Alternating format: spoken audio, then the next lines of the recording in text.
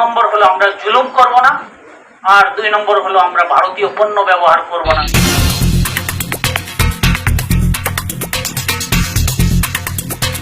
এই পর্যায়ে আমি কথা বলে অনুরোধ করছি অত্র এলাকাবাসীর আমাদের বিশিষ্ট শিক্ষানবী যারা মোজাম্মেল চাচা।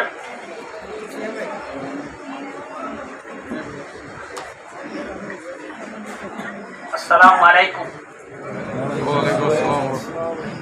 সমস্ত হামদ সুজুদ মহান রবের জন্য, যিনি এই বিশ্ব ব্রহ্মাণ্ডের সৃষ্টিকর্তা, লালন পালনকারী এবং পরিচালক।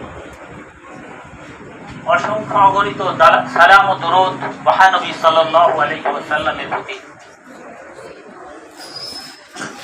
পরিশেষে ওই সমস্ত নব্যগে যুবকদের প্রতি স্মরণ করছি শ্রদ্ধা এবং ভালোবাসা, যাদের তাজা রক্তে এই জমিন রঞ্জিত হয়ে আমাদেরকে বাক স্বাধীনতা ফিরিয়ে দিয়েছে,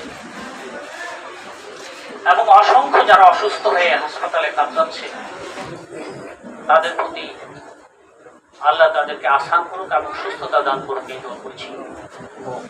আর যারা ইমানের সাথে মৃত্যুবরণ করেছে, যে সমস্ত যুবক ভাইগুলো, তাদেরকে আল্লাহ তুমি শাহাদাতের মর্যাদা দান করো। সংক্ষিপ্ত সময়, কথা অনেক, কিন্তু সব কথা তো বলা যাবে না। ছোট্ট 2টা কথা। বুক এবং মুখ থেকে পাথর সরে গিয়েছে, একটা জগদ্দল পাথর চাপা ছিল, সরে গেছে।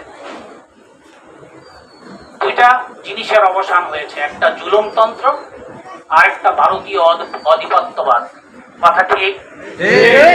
যদি তাই হয় তাহলে আপনারা 2টা অঙ্গীকার করতে পারবেন। 1 নম্বর হলো আমরা জুলুম করব না, আর 2 নম্বর হলো আমরা ভারতীয় পণ্য ব্যবহার করব না। যদি বিকল্প কোনো রাস্তা না পাই তখন ভিন্ন কথা। যদি আমার এই কথার সাথে আপনারা একমত হন তবে হাত তুলে আল্লাহকে সাক্ষী রাখি বলুন যে আমরা ভারতীয় পণ্য ব্যবহার করব না এবং জুলুম করব না।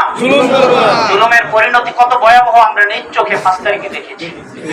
যদি তাই হয় তবে এটার যদি পুনরাবৃত্তি হতেই থাকে তাহলে আবার পরিণতি এরকমই আসবে।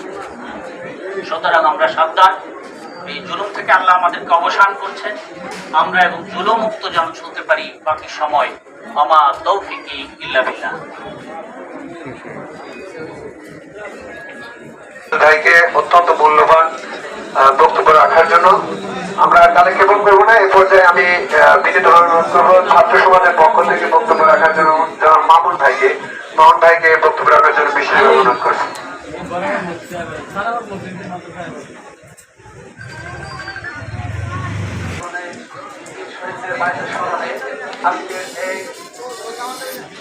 অনুষ্ঠান এবং আলোচনা সভার সম্মানিত সভাপতি, বিশিষ্ট আলোচক বিন্দু এবং আমার সামনে উপবিষ্ট এখন